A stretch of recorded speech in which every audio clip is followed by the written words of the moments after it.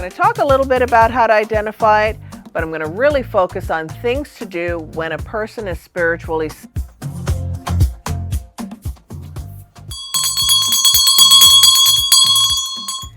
Hi, I'm Elemi from Yeyeo Botanica, your spiritual home. And if this is your first time, welcome, welcome, welcome. Remember, we're www.yeyeo.com.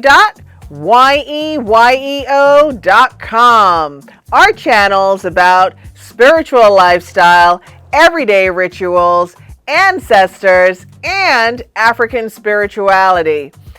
And I want to shout out all my people from Wyoming. Woohoo! Welcome. Today's topic is a topic that has come up. I did a video on the signs of spiritual sickness and a few remedies on what to do to heal it. Well, today's video is on healing spiritual sickness. I'm going to talk a little bit about how to identify it, but I'm going to really focus on things to do when a person is spiritually sick. And if you don't know what it is, you're going to find out in this video. And if maybe you may even know someone who is exhibiting some of these symptoms and you want to help them. And if you enjoy this video at all, got anything out of it, definitely give us a thumbs up. And hit the bell to stay in the know and subscribe. So let's get started.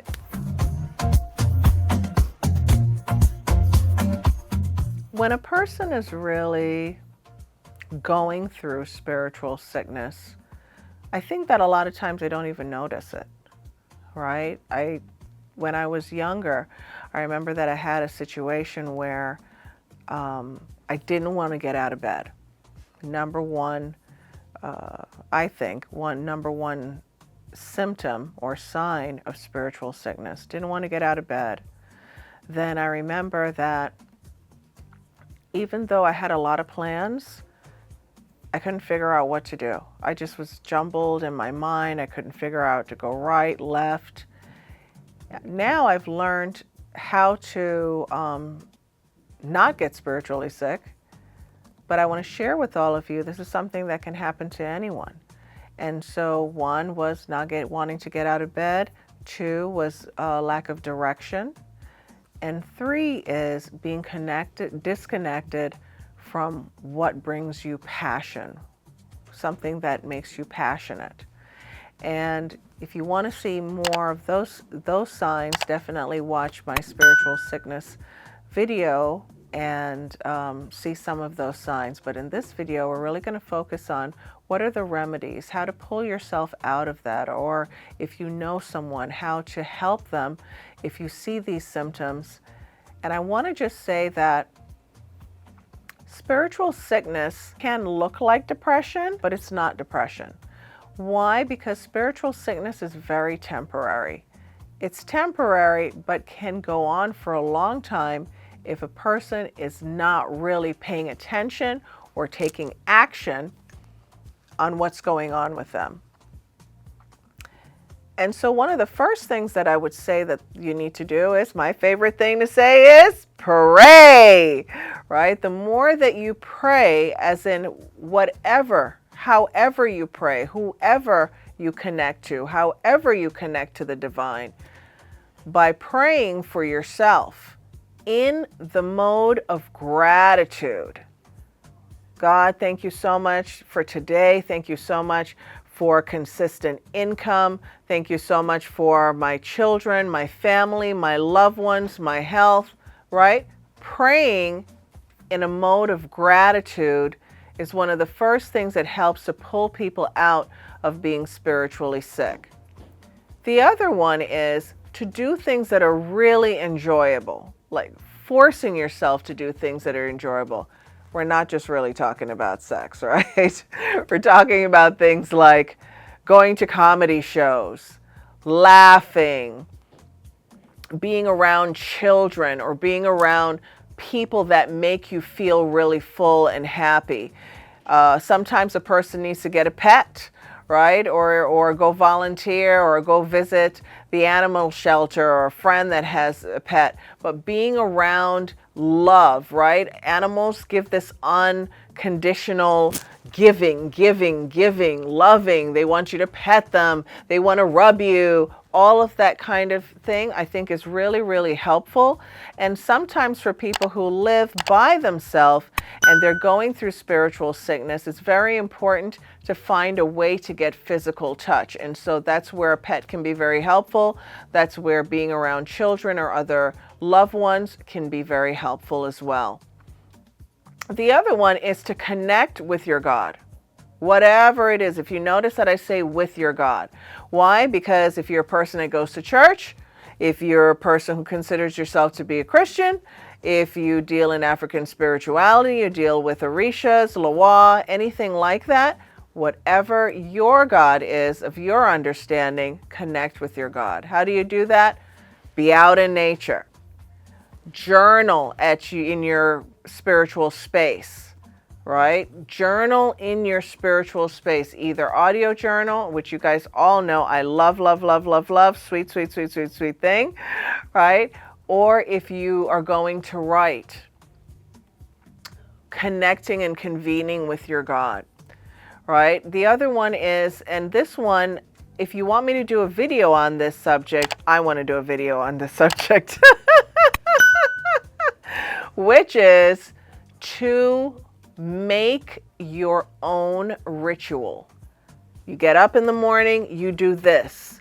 On Tuesdays, you do this. On Thursdays, you do this. On Sundays, you do that. Even if it's one thing, it is very important to build some kind of ritual into your lifestyle, whether it be, you say, every Sunday night or every Saturday night or every Sunday morning, I'm going to take a spiritual wash for myself. And so on to that end, one of the washes that is very, very easy, we're talking about not using herbs, we're talking about just, well, maybe using herbs a little bit, but finding things that are very accessible to you. It could be boiling bay leaf water and river water and putting those together and bathing with them.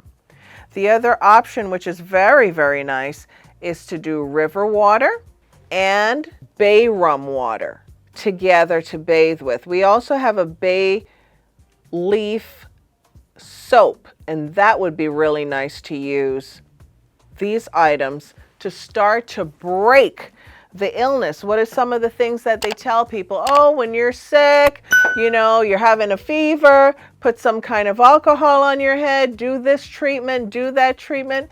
Bay leaf is extremely effective. We know that it's great for money, right? It's great for manifesting. And so to break spiritual sickness, you need to manifest being well, manifest breaking out of all of that. So bay leaf water or bay rum cologne or bay leaf soap, using things like that with river water is very effective in starting to kind of like get that movement and break that heaviness, that stagnation that comes across when a person is spiritually sick. Another one that I personally like is Divine Help. This is a candle that you can use. It's white and it says guidance, help, and support. Right? So this is a great candle also to pray with. When you're praying for yourself, when you're asking for guidance on how to break through, how to break that pattern, how to break out of these mental thoughts that are self-defeating, you can use that. I could give you all a list of about 100 things, but we're going to give you only a few in this video. The one that I personally like, once you've already started doing the work, started journaling, and started praying for yourself, maybe taking some spiritual washes, getting out in nature, is the Fresh Start candle, which is for new beginnings, courage, and moving forward, right?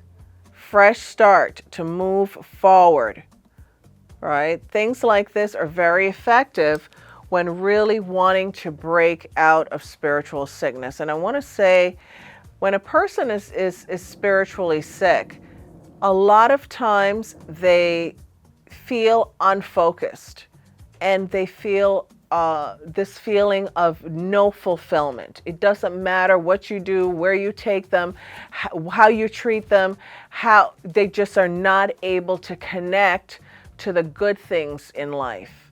And so again, know that this is temporary, but definitely look to see if you're exhibiting any of these symptoms, and know that there are a lot of things to do. Now, here is one of my most delicious sweet things.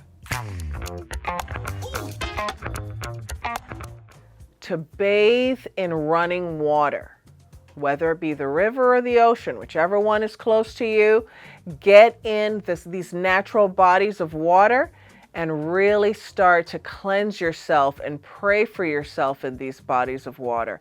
And for people who are into indigenous faiths like African spirituality, we know that the Orisha Oshun and the Orisha Yemaya or Yemoja are in the ocean and in the river. So this is how you can also do your elemental work with the deities. And if you'd like me to do another video on other ways to appeal to the Orisha, I want to see you comment, because this is a video that I've done in classes, but would love to share this with you, how to appeal to the Orishas in nature to also uplift yourself. Know that spiritual sickness, as I said earlier, starts with one, you're sleeping. Sleeping too much, sleeping too little. Feeling depressed, but it's not staying. Today you feel good, tomorrow you feel a bit bad, unfulfilled, feeling empty, not being connected to your God, not being connected to what you're passionate about, if it's music, art, people, places, any of that. And sometimes, as a last thing, it can affect people's libido, right? Where they just don't feel like being intimate or anything like that. So if you have any of these symptoms, definitely you can have a session with me and we can talk about it and I can help you with that. Or any spiritual advisor that you have, that you're working with, they should be able to diagnose it and to help you with the situation. And if it's not you, maybe you know someone and you can give guidance and help to them and share this video with them. And definitely give me a thumbs up if you got anything out of this video. Thank you for watching. Love you all. And see you next time. Ashe, ashe, ashe.